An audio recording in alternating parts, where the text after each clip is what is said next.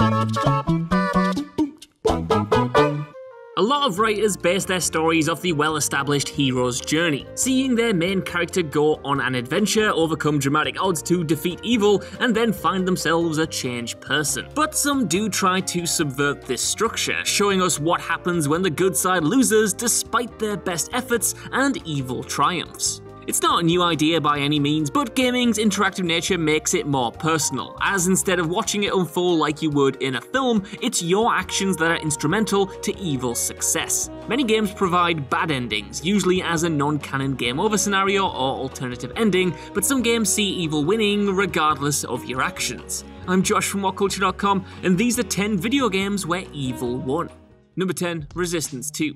It's a common theme amongst trilogies that the second entry is darker, staging the odds for the heroes to make a glorious comeback in the third film. Star Wars is a prime film example of this, to the point where describing a sequel as the Empire Strikes Back of X franchise is as overdone as comparing a hard game to Dark Souls. However, Resistance 2, well, really is the Empire Strikes Back of the Resistance franchise. Developed by Insomniac Games, it's a series we've not seen since the PS3 era, and 2 continued the journey of Sergeant Nathan Hale, moving away from its original UK setting to the United States, fending off the Chimeran invasion. You worked as part of the elite group, the Sentinels, soldiers all infected with a virus that enhances their strength. As the story progresses though, Hale tries to keep this virus in check, stopping the Chimeran leader but inadvertently absorbing his abilities afterwards. Hale leaves with another Sentinel, Corporal Joseph Capelli, but after waking up from their crashed escape vessel, Capelli discovers Hale has now fully succumbed and is forced to shoot him on the spot. Resistance 3 may have provided a happier ending, seeing the Chimera finally eradicated, but at the time, players were left on this somber note that would continue to haunt the Corporal.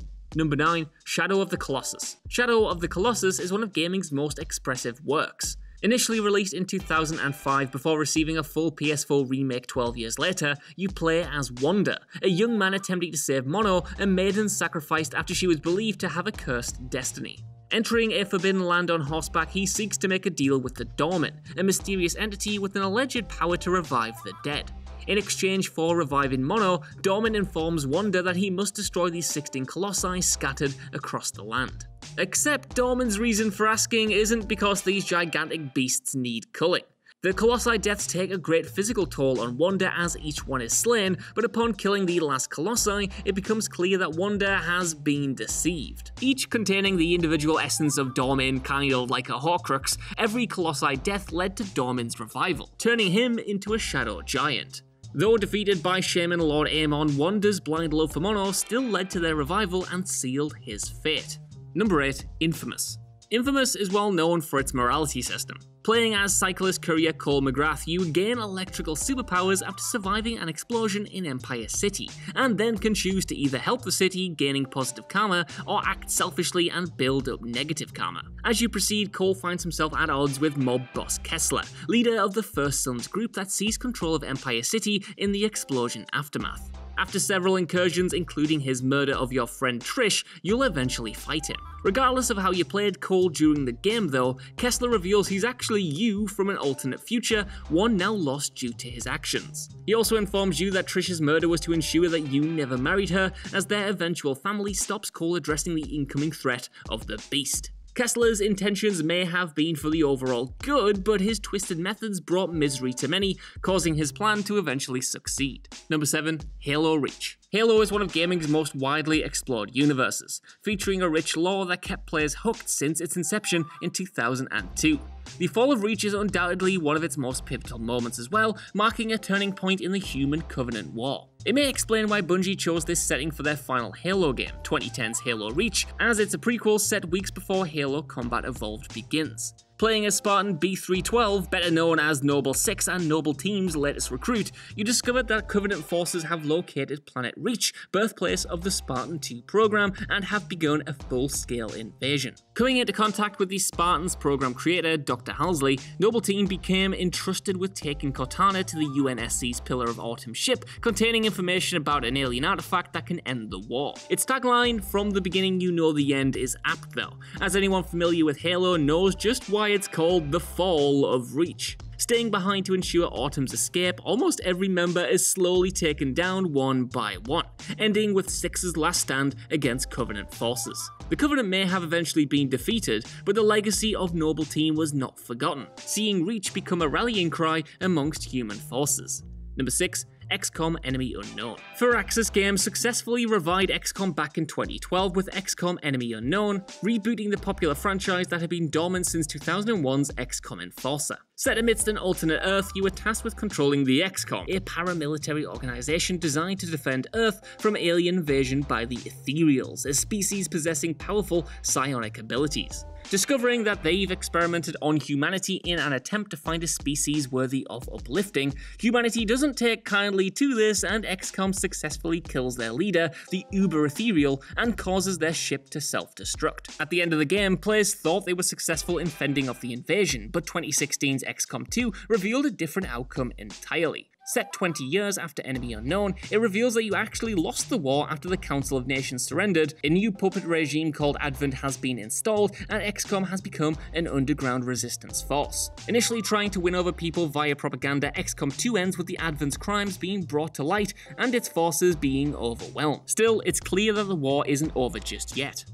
Number 5. Kingdom Hearts Birth by Sleep. Kingdom Hearts may be gaming's most convoluted franchise, but Birth by Sleep was undoubtedly one of its strongest entries. Releasing back in 2010, it's the 6th installment in the franchise, but served as a prequel set 10 years before the first game. Revealing primary antagonist Master Xenoheart's origins, it moved away from the exploits of Sora and Raikou, focusing on new protagonists Terra, Aqua, and Ventus across 3 separate campaigns. It starts with Terra and Aqua taking the Mark of Mastery exam, which would grant them the rank of Keyblade Master. Xehanort manipulates this exam to encourage darkness within Terra's heart though, and then goes missing right as the Unversed begin attacking worlds. Culminating in a final battle against Xenoheart, it comes at great cost and the 3 heroes fail their mission. Aqua becomes trapped in the realm of darkness, Terra's body becomes possessed by Xenoheart, and Ventus falls into a catatonic state, hidden inside Castle Oblivion to keep them safe. It wouldn't be until Kingdom Hearts 3 that these protagonists finally reached a happy ending, but Birth by Sleep ended on a bleak note, though its secret ending, Blank Points, set out the clear path to their rescue.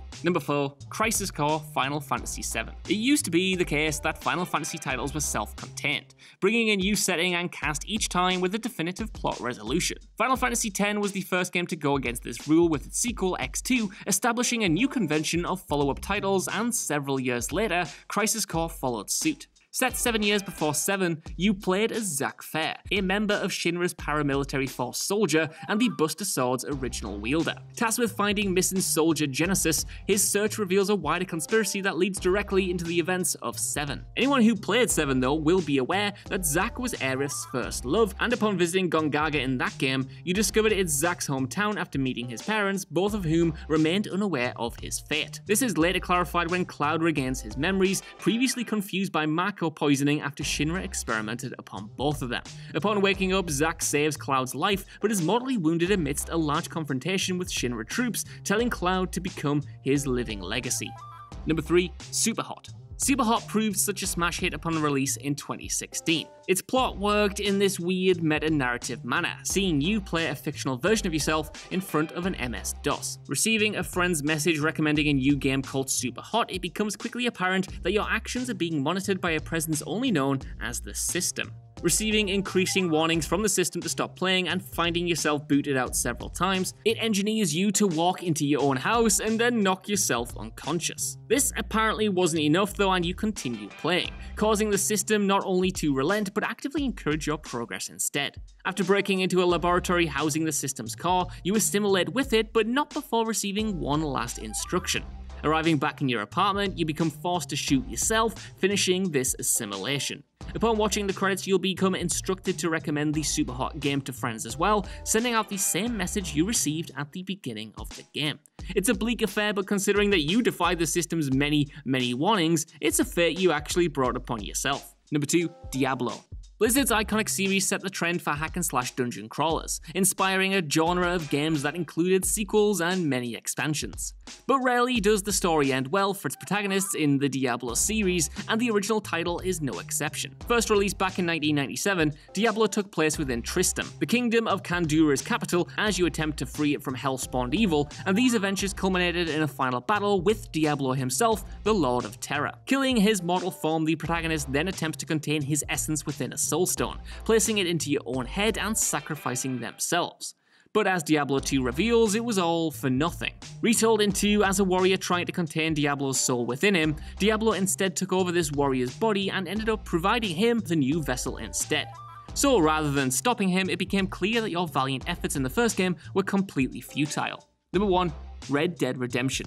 Red Dead Redemption 2 may not have received the lofty sales of Grand Theft Auto 5, but it's undeniably one of the most successful games of all time, selling 29 million copies and launching to critical acclaim, but it didn't forget its roots.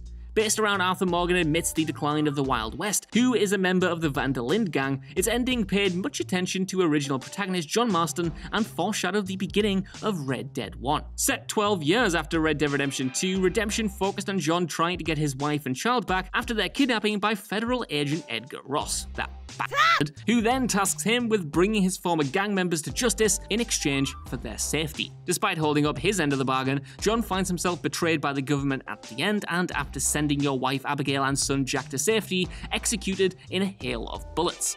It's a grisly end for the former outlaw, and whilst Jack later does kill Edgar Ross out of revenge in the epilogue, his death provides little solace. So that's our list. Want to know what you guys think down in the comments below. Did you guys expect evil to win in these games? And are there any I've missed off here? Because I'd love to do a commenters edition with your suggestions in the future. Either way, while you're down there, could you give us a like, share, subscribe, and head over to WhatCulture.com for more lists and news like this every single day. Even if you don't though, I've been Josh. Thank you for watching, and I'll see you soon.